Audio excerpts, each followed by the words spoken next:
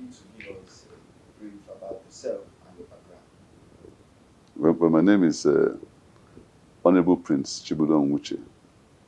I am from Ochiba village, Nahuda East, local government of Rivers State. I studied for my O levels in Stella Maris College, Port Harcourt. I left in 1979 and I went to England to do my A levels in England at Lansdowne College, Oxford Town. I was there for 2 years.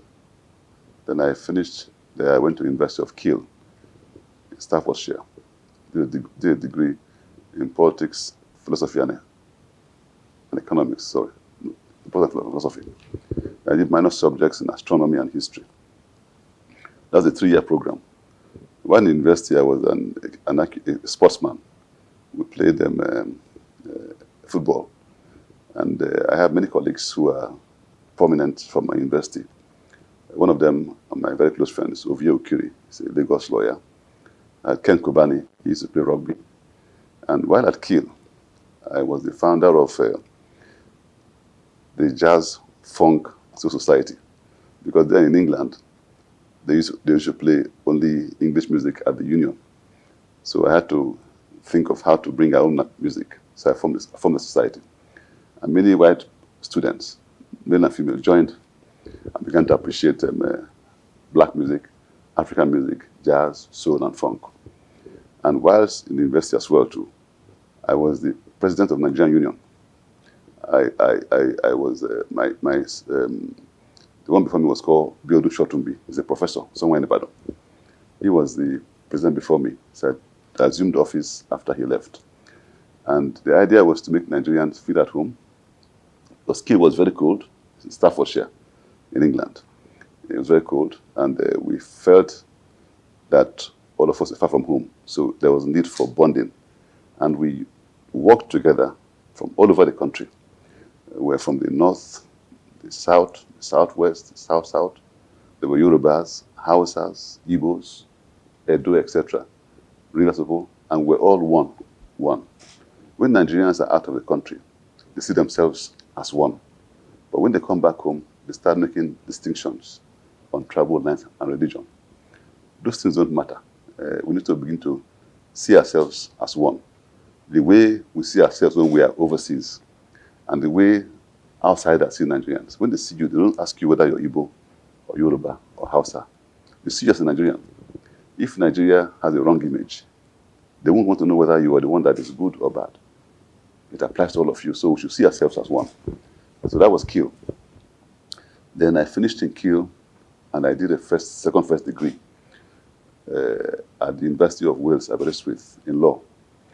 I got an honors in law after 2 years. It was an intensive program. And also, while at Kiel as well, while at Aberystwyth in Wales, there are many Nigerians there too. And we had a strong community of Nigerians.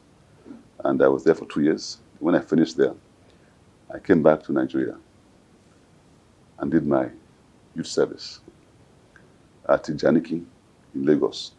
I was a copper. I remember that while I was a copper, that's when they had the Okaku, because I used to live in my father's house in Victoria Island. My father was the king of my people. His name was Eze Clifford Chester Nwuche. He was a police officer. From there, after the war, he became a businessman, and he was also a politician. He was chairman of NPP, that was Zeke's party in Rivers State. And I used to see Zeke then when I was very young, and Mbakwe and Jim Wobodo, because they were my father's friends. My father was their party leader in Rivers State. So after my youth service, I went back and did a master's degree. I'm not sure of the sequence, it was a long time ago. I did a master's degree at King's College London in law. I did international finance law, commercial law, shipping law, and trademark and patents. Then when I finished, I came back to Nigeria. For the first 10 years, I was in the private sector. I was practicing law. In my law firm, I worked for Ajimogobia, Kekano Yebode. That was where I served. Before then, I'd worked briefly for Mujaga OJ and company in Warri. Mr. Goje was my father's, he was chairman of MB at some point, was my father's lawyer. So I worked in his chambers for a while. Then I also worked with Zik Obi and Company in Western House, Lagos. So I had my first office in Dolphin Estate in Lagos. I had a small office, a law office, and a business. I was involved in legal practice. I was involved in oil and gas servicing. I was involved in trading of products for the first 10 years of my life. I used to trade products in West Africa, from Nigeria, Cotonou, Lomé, Abidjan, Liberia. I was in Liberia during the war. I was there for like 2 months during the war because I had a ship that went there and I had to be there to receive the ship and for to discharge safely. Then in 1998, because what I did was that whenever I had some money, I have always had the people of my people at heart. So I'll go back home. I would help people with their medical bills, school fees, etc. So they said I should run for election in 1999. My father told me that, and I refused. I said no. I said I won't waste my time in politics. So he kept putting me under pressure. So I asked him, if I choose to run, who would fund it? He said that, well, he has no money to give me now, but he will give me some prayers. So I said, okay, if that's the case, I will not run. So I left it. Then one day, I saw him, I went to see him, I said to him, I said, okay, I'm going to run. When I said I'm going to run, surprisingly, the money that I needed to run, because then my business was thriving. I was then doing procurements for Shell, for Total, for Ajip, and for Mobil. So my business was doing very well. So that was why I was reluctant to run.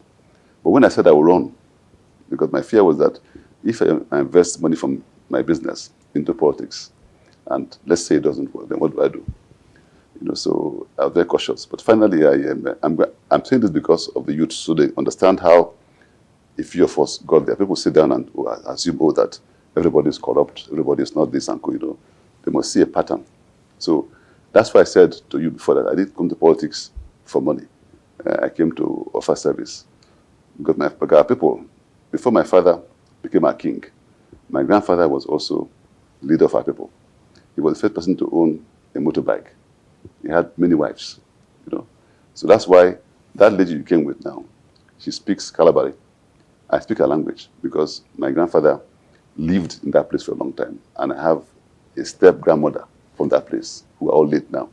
So I speak her language as well in River State. And you see, so that was how we began. So I said, okay, I'm going to run. When I said so, from nowhere, I got an order to supply 4,000 tons of AGO to LNG. So I did that supply. That supply was very profitable. And that was how I was able to pay for my elections. Then after elections, I said I'm going to run for speaker because I'm not going to do my business. I'm going to sit down there and just be a member. So I began to campaign amongst members who emerged in the South, South, and the Southeast. I held meetings for members at Nika Lake Hotel. People like Okeude were there. Nzeduru was there. Chike Luanko were there. Then I held meetings for South, South at a hotel in Benin. I think it's called Palm Grove or so. It's in Benin, I think, about that.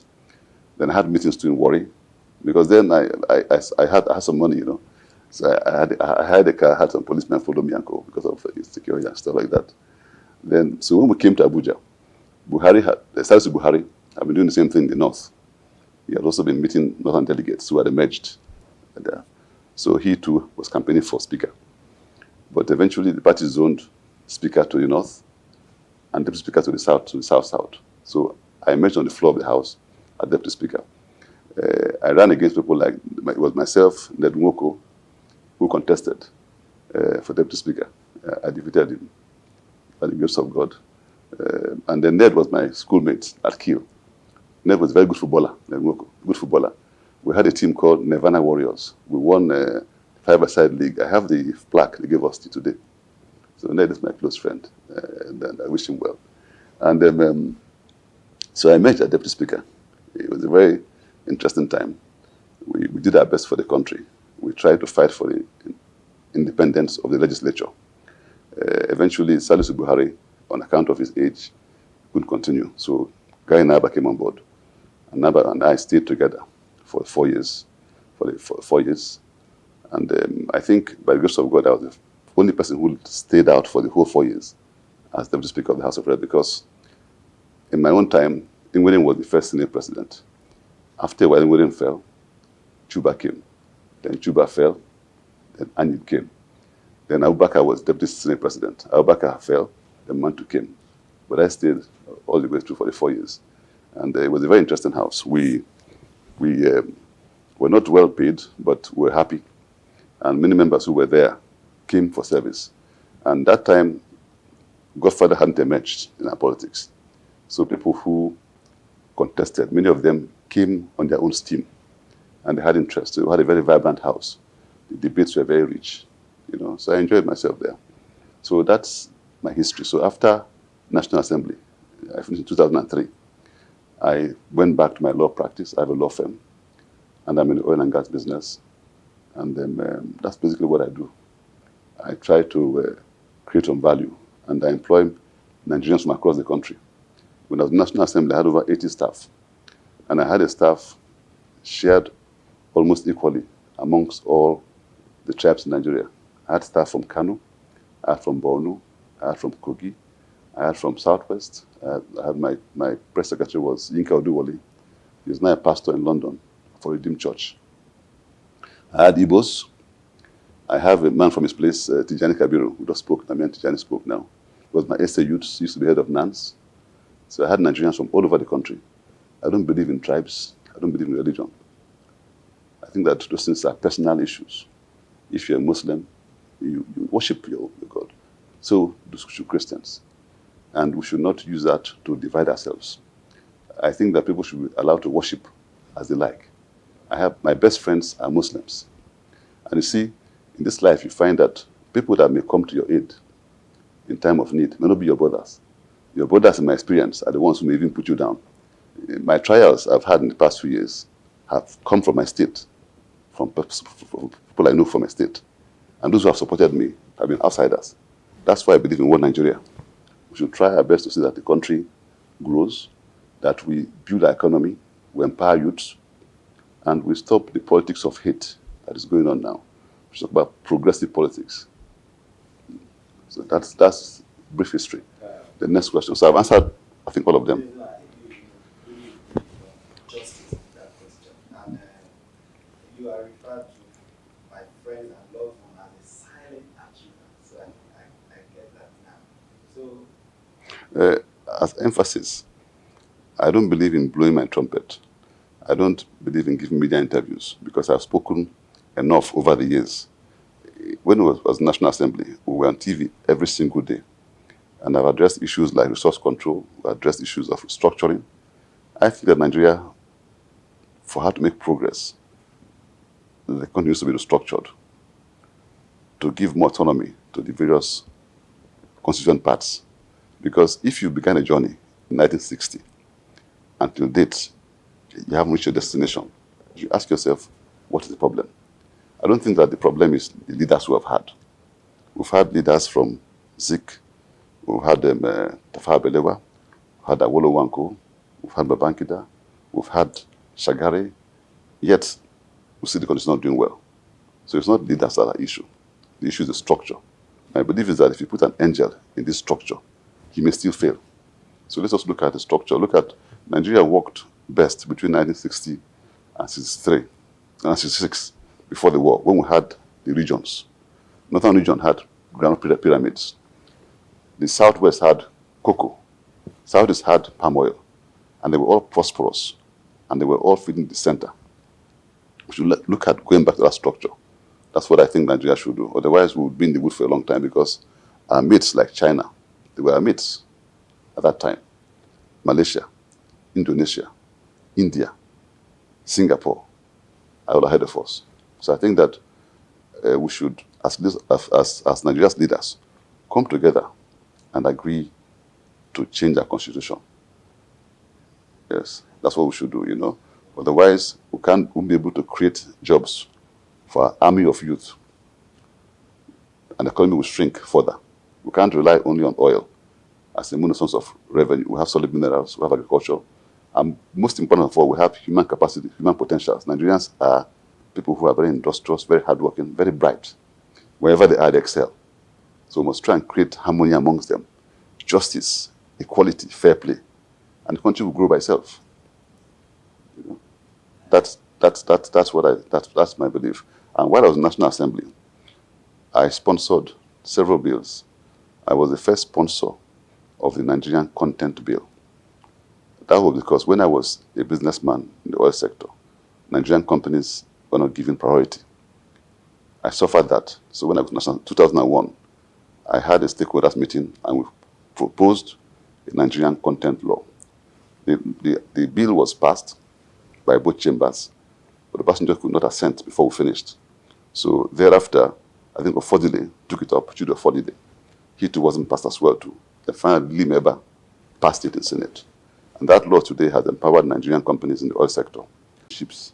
And that we also are the one that passed the NIMASA Act as well, And we passed the EFCC Act as well to fight corruption in the country that time. And we also passed the NDDC Act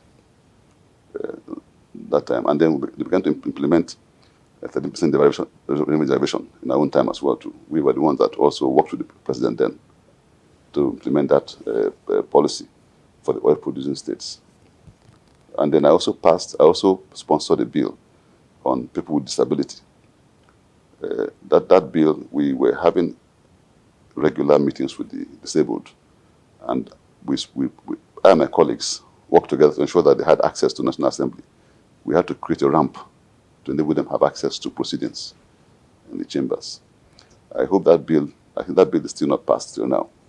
And I and Mantu and Titi Abubakar were the joint sponsors of the Watercliffe Bill that protects women and children from trafficking. That is now an act of parliament. So these are the few achievements we recorded in the National Assembly. That's loud. That's loud. Amidst all these achievements of yours, I still want to know what drives you, what is the drive behind all these achievements that you My drive is service. You see, what defines one's life is when people see and say, oh, this man helped us. In my area where I'm from, Ekwe, I say without a fear of contradiction that if I go to a village in my tribe in the afternoon and the people are in their farm and they hear I have come to their village, they'll come from their farm and come and greet me. That's what gives me joy. Because you see, you must learn to serve people. If you don't like people, don't enter politics. Don't jump. Luckily, you've run before in your state. If you don't have empathy for people, if you can't help them, if you're somebody who is very wicked, you want to oppress people, don't join politics. It's for service. How you measure your success is people you are able to lift from where they are to a different level. How the country was prosperous under you. That's why they say that when the righteous rule, people rejoice, and vice versa. So that's what drives me, service. And then where we are now is to mentor people who are coming up, the youth, because they have more time to be here than we do, to encourage them to keep striving. Like, for instance, the youth recently had their protest for EndSARS and reforms. I think it was laudable. I'm happy that they're taking more interest in politics and that they're demanding for reforms. It is normal. In our own time as well, too, we also fought for reforms. We were involved in the June 12 crisis in Lagos. I was then a young man in Lagos. We all went to the TBS to go and protest against the military government then. So everybody has done their own part. When they say that, oh, the adults haven't done their parts, I just laugh because they don't understand the history very well. That's why we must bring back history in our schools so that they can understand the history. In our own time, people had the SAP riots under Babangida. People had the Ali Must Go. They had the feeding riots. So people have been agitating when they were youth. Don't forget that people like the president was also youth when he first came, just like Gowon. They were all youth as well too. Abacha was also a youth as well too. So was Shagari at that time too. So you can say that the adults have not done their best. We've done our best. We have also tried. So I think that I encourage the youth to dialogue with government. Let them find an amicable solution to the current impasse. There should be more because there's no benefit in fighting. You have made your point. The government has already pronounced the disbandment of SARS and then police reforms. And they can sit with government. They can find people who are credible among themselves into a panel and then achieve results for reform. The reforms they are fighting for is for the good of all, for even the government, for even the president.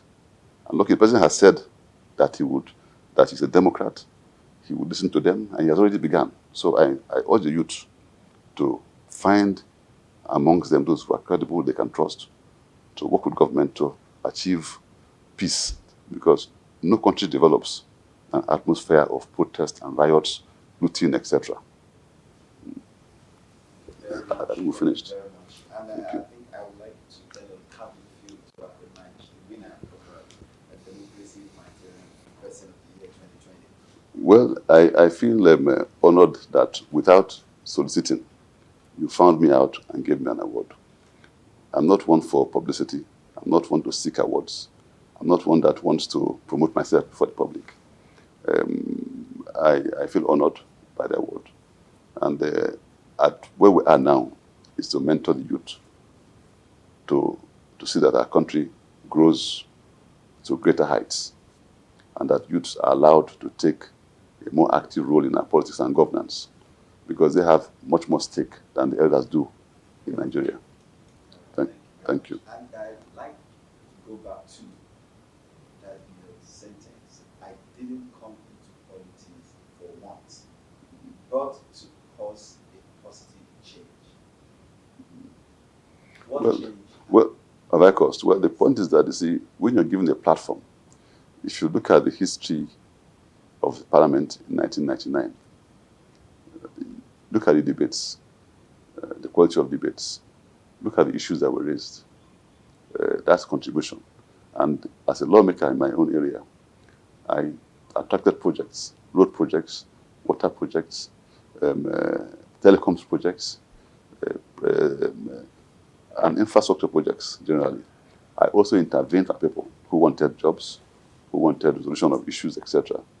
And we tried in our own way to see that the masses had a better life. So that's the positive. And then you see, people say, oh, politicians are all bad. But I ask them to be objective. For instance, people like Abdulrahman Abdulrazak, himself, myself, Wale Tinubu, were in the oil and gas sector, in the downstream sector. Abdulrahman had what they call first fuels in those days. They were the most prominent in the downstream. And Abdulrahman was doing very well. He had assets, he had businesses all over West Africa. Abdulrahman Abdulrazak. So when they say he's a politician, but that's not correct. You see, people should appreciate people who have left their businesses to sacrifice for politics. When I saw him run for election, I was happy. My other colleague in your state, Dapo Abiodun, Dapo was a businessman, he's my friend and colleague, also in the oil and gas sector, in the downstream sector. He was doing excellently well. Hayden is doing very well before now, but he has sacrificed his business to run. Shane Makinde was in oil and gas services in River State, very prominent, doing very well. He has left his business to sacrifice for people. So people should also note that not all politicians have entered politics for money. Many have entered for service, to serve the nation. Yes, thank you. Thank you. Yeah. Lastly, I would like to tell us, because we have younger generation looking up to people like you. So what would be the advice? My advice is that they should try and play clean politics. The politics of blackmail, intimidation, the politics of name-calling only retards the country. Power should be used for the good of the populace, not to witch hunt them. When you have power, which is given by God, it should be used to advance people's welfare. So my advice is that they should eschew the politics of bitterness, constant fighting. No country grows in an atmosphere where politicians are fighting themselves. You can debate, you can disagree to agree. It's not enmity. You should, and also let us focus more on the politics of issues and development. Let's discuss issues that would, not that, oh, I don't like this man, I hate this man, I don't like this man. That is not politics. Let's talk about the issues that would help our country grow. The economy, law enforcement, security, infrastructure, etc., international relations, kind of stuff. Thank you very much. Thank you. Thank you.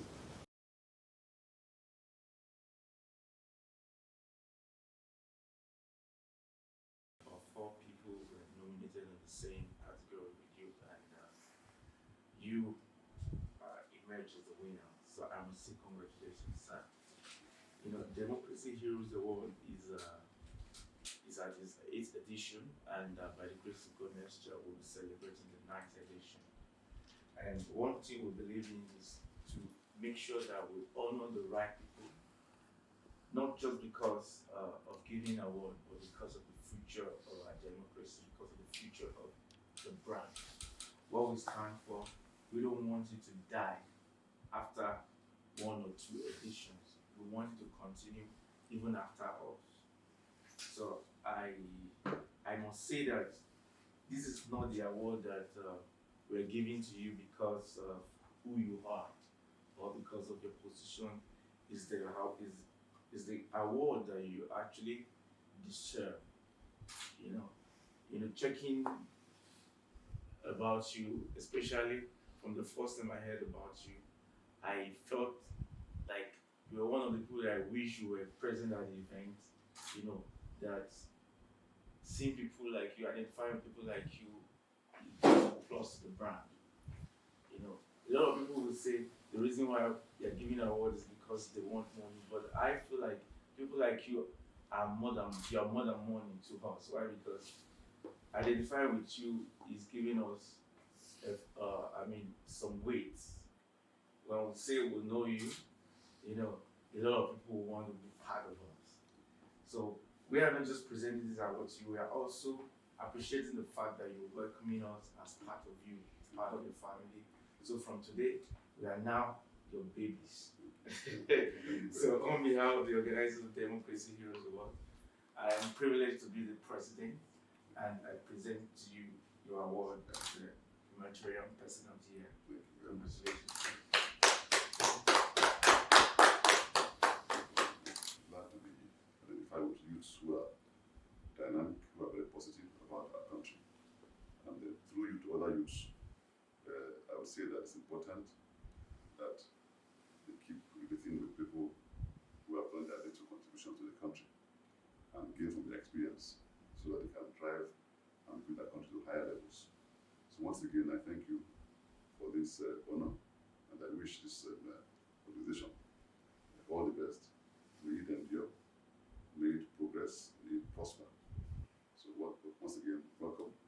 And I thank my brother Sal